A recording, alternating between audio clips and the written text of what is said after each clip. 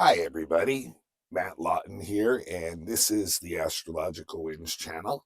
And I'm going to do my special quarterly blog that I've been doing by looking at either the equinox or the solstice charts, depending on what quarter it is, set for Washington, D.C., to look at the next quarter for the United States and what we can expect. And so just really quickly, the Astrological Winds channel is a free video blog that I do on YouTube channel. It's normally a weekly blog, but this is a special quarterly report for those who are interested in mundane astrology.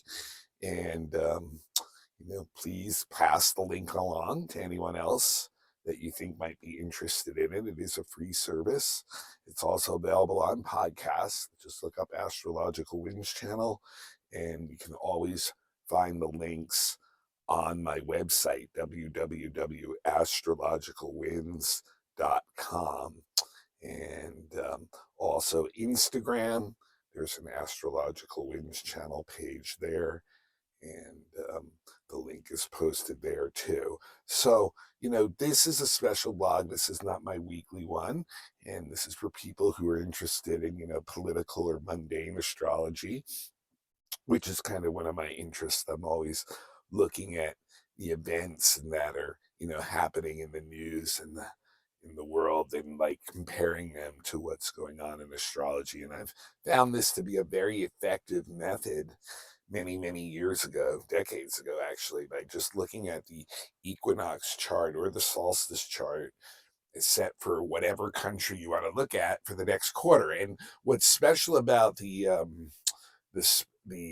equinox in the spring in the northern hemisphere is some astrologers believe it actually is an imprint not only for the next quarter but for the next year. So that's something to consider. And also, a lot of astrologers, including myself, also think the winter solstice one, which was the one right before this equinox, is also one that's valid for up to a year. So this one, we're looking at the next quarter or the next year, depending on what you're doing and the way you want to look at it. And so this one, with mundane astrology, I, use a really simple way of looking at the chart and just going around the wheel to each house. And each house represents, just like in a regular birth chart, something in the nation, in the collective nation, that is, the consciousness of the nation, the things going on in the nation. So just going around the wheel and looking at the planets in each house and the rulers of each house and what's going on with that gives a really good idea of what to expect for the next 3 months, possibly year, for the United States. So right away, this really jumps out to me, this chart, by the fact that we've got a Scorpio ascendant, because the first house is literally how the nation as a collective is feeling about itself. And so, Scorpio, obviously, for many of us who know astrology, is the most emotionally intense sign of the zodiac and a lot of times that's because it's dealing with very difficult type of stuff, emotions that are really intense, that have to do with birth and death and rebirth and that whole cycle of things. So when you see Scorpio ascending in the in a mundane chart like this, you have to assume right away that the feelings of the nation as a whole are very intense right now. Very, very intense. There's a lot of, like, literally emotional trauma going on to the nation. And so, like, you look at this chart, and so the ruler, the lord of this chart, therefore, is Mars, because it's the ruler of Scorpio. And then Pluto is also going to be involved in this. And it's very interesting because both Mars and Pluto are at the bottom of the chart and are in very significant positions in this chart to show the troublesome nature of this Scorpio ascendant and why people may be feeling that way. Now, look at this chart just in general, too. How many of the planets are below the horizon? Almost everything. Even Uranus is just slightly above, but pretty much just the moon is above the horizon for a planet. And that shows once again, internal strife is the main thing the US is focused on right now. That the stuff going on in the external world outside our borders is not as important or strifeful to us as a nation as to what's actually going on inside our borders. And therefore, a lot of the US's influence continues to dwindle in outside our borders because we are very, very internally focused. And the US has been like that now for 10 years or so, even 15 years or so, maybe getting close to 20. And it's going to continue for most of this century, that it's going to be like most of the issues in the United States are going to be within itself, and its attention is going to be in itself. But here, to me, this just explains things so well. Mars, at a very critical degree, 28th degree, is the ruler of the chart in Aquarius, right? And conjunct the IC, which is the fourth house cusp, which represents nationalism and, basically how we feel about ourselves as a nation. So, interestingly enough, Mars in Aquarius is very headstrong about values, but it's a dualistic sign. So, this is exactly explaining what's going on politically in this nation and why that Scorpio ascendant is going on. People are feeling very intense and dramatic because of the split in values in society between the two political parties, and they both are very stubborn and strong about what they value. They're not willing to back down. That's the Aquarian energy, and it is directly affecting the homeland, the fourth house, the nation's spirit about itself. It's actually destroying it because there is an inability to come together. So that's the intensity that's coming through on that Scorpio ascendant, and the Mars rulership in the chart is showing exactly how that's playing out. Two parties with very different ways of looking at things, battling publicly for the homeland, for the nationalism, for the patriotism, splitting the country in half, not unifying it, dividing it, and calling each other unpatriotic for not being on that. So that's just really Mars and Aquarius on steroids, and it's conjunct the IC, so it's very plugged in to the next 3 months. And this is obviously having so much to do with the current election cycle, and with two leaders who are very questionable, in their, in the way they're approaching things and whether they should even be who should be the leader. So it's really, a lot of intensity. 3/4 of Americans said last month that they would prefer not to vote for either one. That's the Scorpio intensity, being forced to vote for something that you don't want to even vote for. So very, very intense energy there with that Mars. And just really seeing how that is really reflecting that Scorpio ascendant. And then the other thing is too, Pluto is also the co-ruler of this and of this. So that I'm gonna say some stuff about that really soon. And we already have an event that's already occurred that is like showing that Pluto energy, and it's going to play back into that too. So, and I might as well just get into it right now. So, Pluto is in the third house, right? The third house represents transportation and trade and communication and education and the press and media and things like that in society, right? And Pluto represents, as a planet, destruction, death, violence, war, things like that that lead to rebirth, and reformation and things like that. So here we have that in the third house. So what I would say right away is we should expect some kind of destructive event that's going to affect, or events during this quarter that's going to affect those things: trade, communication, education, press, media, things like that. So it's already happened, right?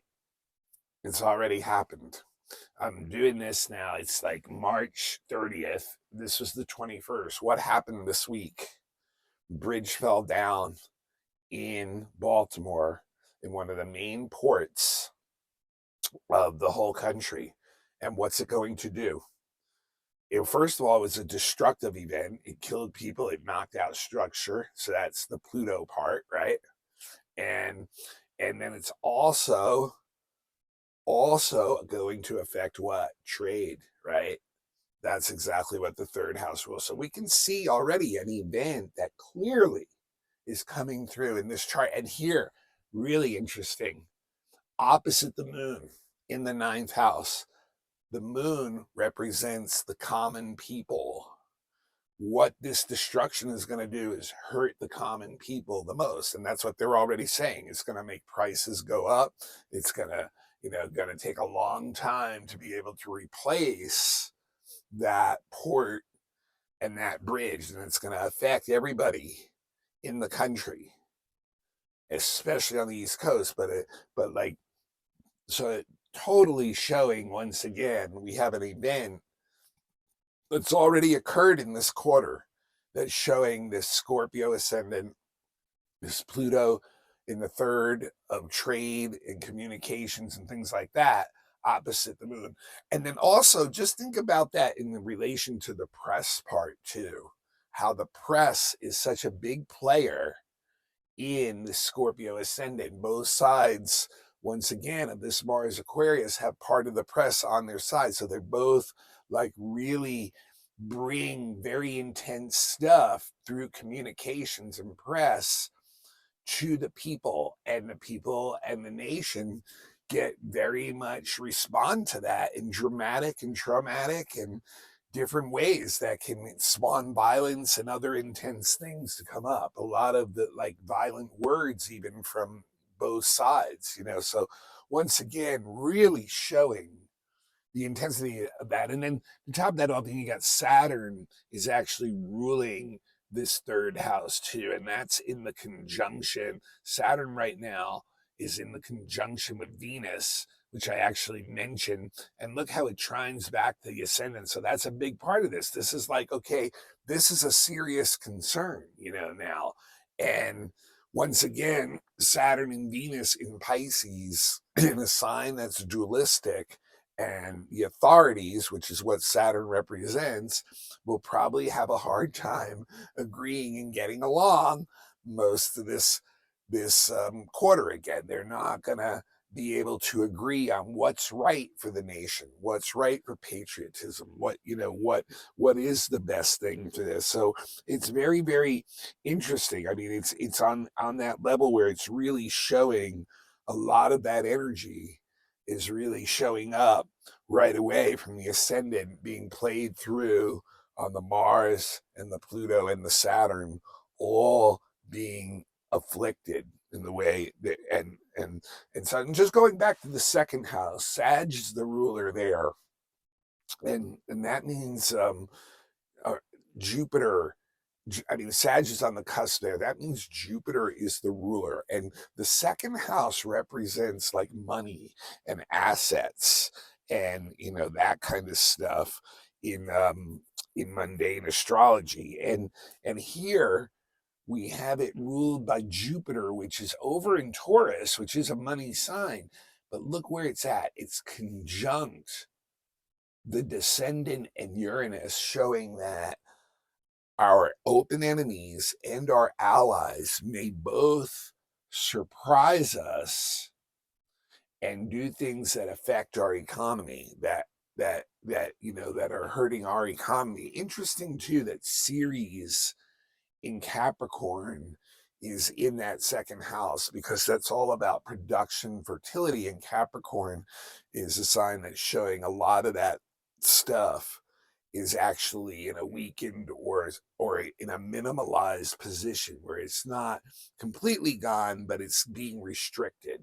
So I think, like, once again, there can be some financial surprises and effects on the country's assets based on what's going on with wars from our open enemies. Then that we're talking about stuff like Israel and Hamas and Russia and Ukraine and how that's, affecting us because those are our allies that are there, and what they do can be surprising and affect us and can affect our economy. We can see how gas prices, things like that, change very rapidly based on what's going on in some of these wars and the responses of enemies and allies. So very, very interesting there too. Then go back to that fourth house, and I've already talked about Mars being in it, and it's ruled by Saturn, which is also in it. And so that fourth house is all about, once again, it's all about land, agriculture, nationalism, things like that, how, we're feeling as a country. And so, you have Saturn ruling it and in there and in Venus too. And I think, I mean, conjunct Venus too. And I think once again, there's going to be a lot of disagreements about this kind of stuff where, like, how is land being used? Like, one of the things that's coming up right now is why are foreigners like China allowed to own real estate here? And so, like, this Venus Saturn showing, like, okay, there's some serious issues having to do. Same thing with agriculture. If there's water problems going on in the Southwest, and yet, other countries own the water rights. Why is that being allowed to be done, especially when we're in a country where immigration and border stuff with people is so important? Then why are we allowing our land to actually be owned by other countries? So that's like an issue where you can see, this could be really serious. And once again, the Pisces representing the two different ways that people look at nationalism. Pisces is all about belief system. So it's tied into the two countries and the two split parties in this country and how they look at things. So, there's two different ideals, and they're both very serious about those ideals. And the Pisces and the two fish, even though they're together, tied at the tail, they're swimming in different directions. And this is a very, very, very interesting, fourth house, like I mentioned earlier, because of just this energy of, two different ways of looking at things. And then all of a sudden not being able to come to terms with that, and neither side willing to back down to what that may actually mean.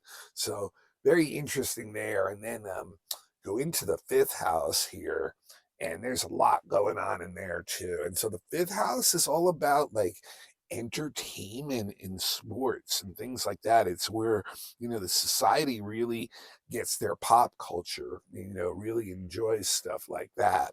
And it's interesting, the sun is conjunct Neptune right on the cusp of the fifth house, and Pisces is the cusp, on the cusp, which is, Neptune co-rules with Jupiter.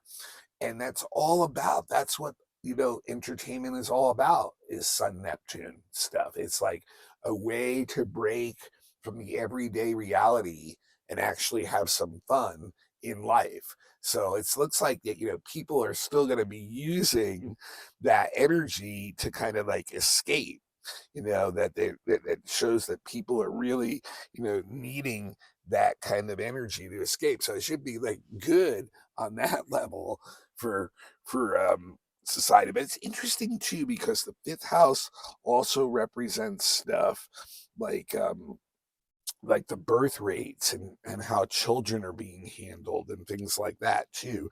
And you have this Mercury Chiron North Node conjunction going on in the fifth house too. And that shows that there's like, there's definitely going to be issues that come up that where people who are entertainment people, people from Hollywood, people from sports, are really speaking their mind about, the wounding and the pain that they see within society and trying to be a leader about it, trying to push society into another level.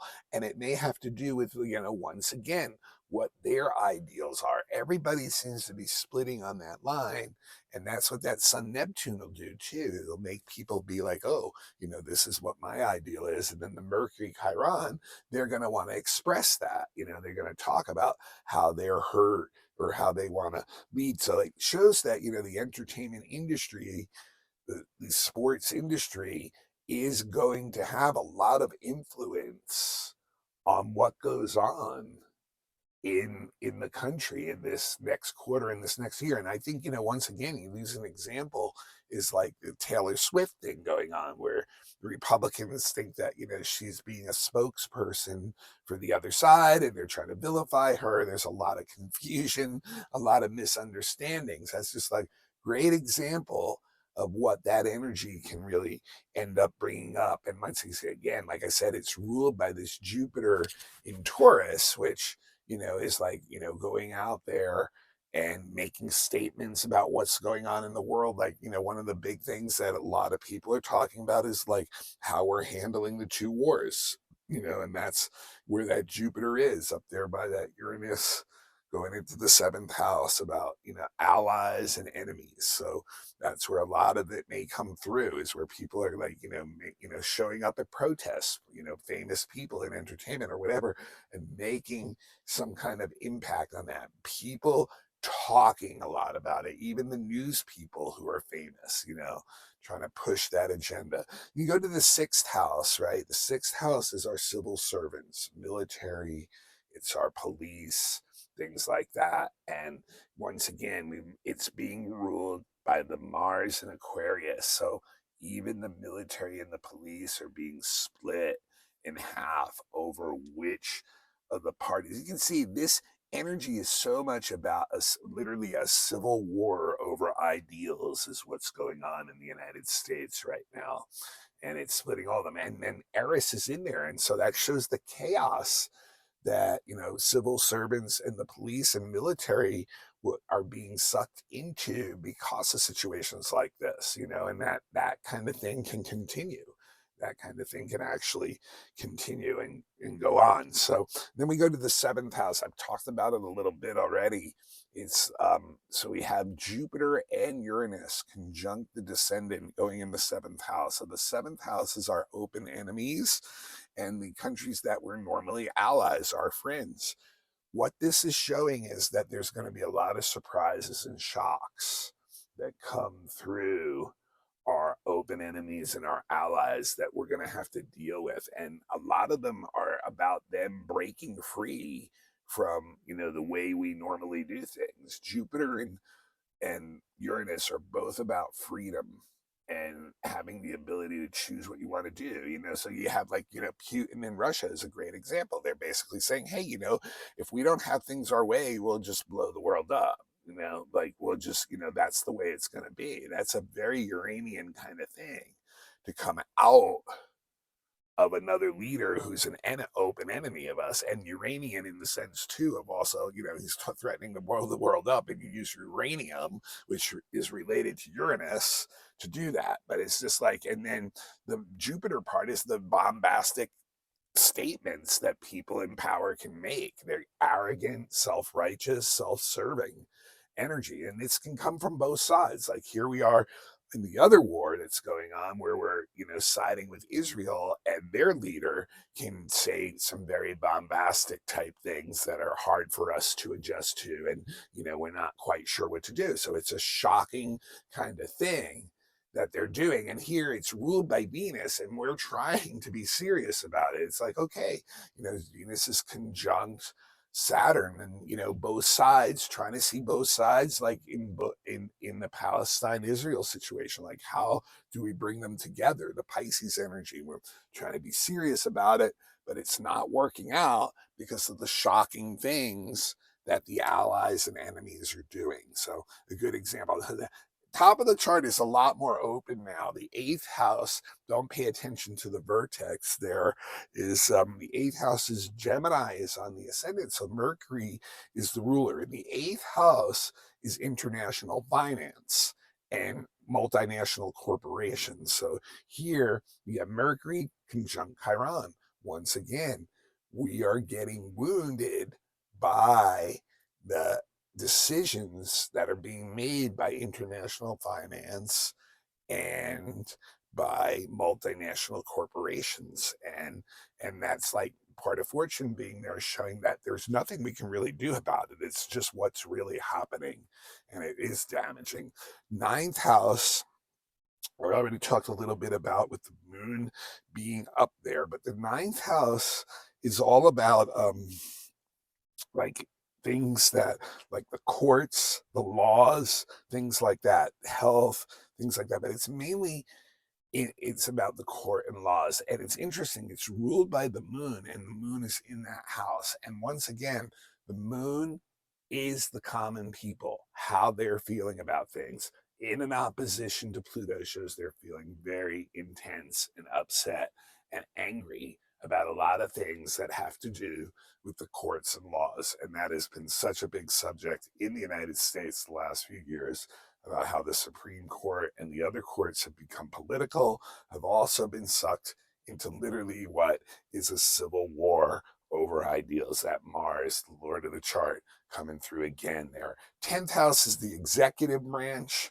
and it's ruled by the sun in this chart, and the sun is conjunct Neptune. What else can you say? Joe Biden, one of the most confusing presidents that we've ever had. It's very difficult to nail this guy down.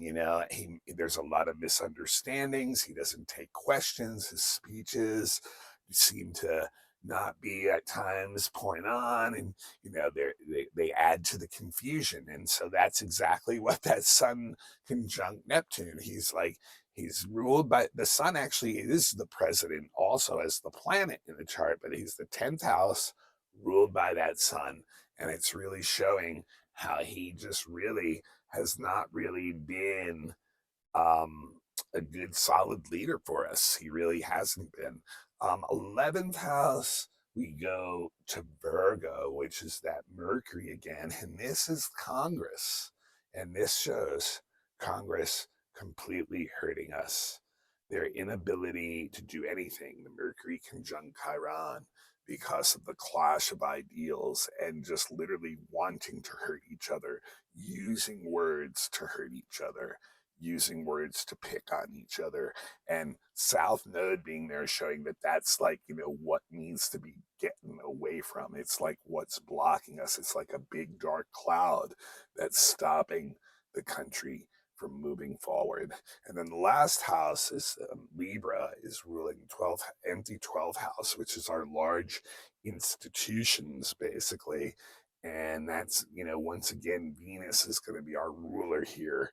And she's conjunct that Saturn. It's showing that a lot of the large institutions are basically, they're stuck, actually. There's like a lot of things that are restricting them, not being able to move forward. Number one of which is like restricted finances, that they play the game of the budget thing over and over, and it restricts the money that's supposed to be going into these things, and therefore that Venus gets restricted by the Saturn there. So I really think this chart really is already, so poignant in showing where the United States is right now. There's no question about that. And we've already seen an event that represents one of the main things in the chart.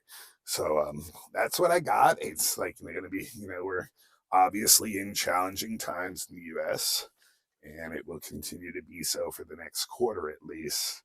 And it all really has to do in this split in ideologies politically that has become the biggest concern of the country. It's all internal stuff. And then eventually, is affecting everything else in the chart. And the inability of anyone to be able to rise above that is actually splitting the country in half. It's literally, we have a civil war of idealism going on. All right, this is Matt Lawton. This is the Astrological Winds channel. This is a free blog that I do every week, actually, on YouTube. So check it out. If you have a YouTube channel, please become a follower. Please pass the link along. You can always find the links to the blog on my website, www.astrologicalwinds.com. And that's also the place where you can find the menu for all my professional services. Would love to do a reading for you or someone else you know. Remember, the blog's also available on podcasts. Just look it up. Astrological Winds channel also is on Instagram.